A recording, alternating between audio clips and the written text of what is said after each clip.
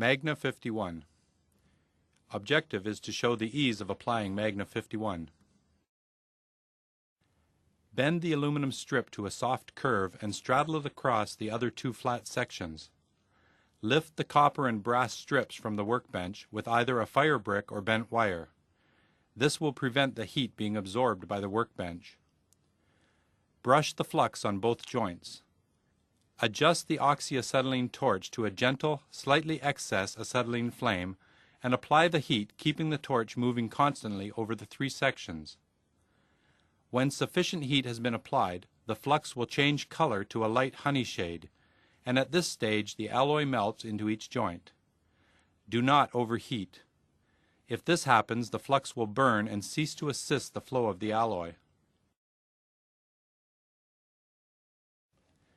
Magna 51 is the most effortless alloy you'll ever use.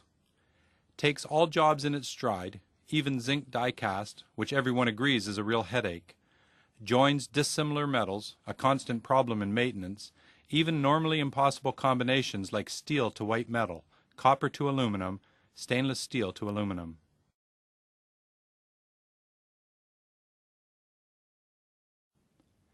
See that perfect result?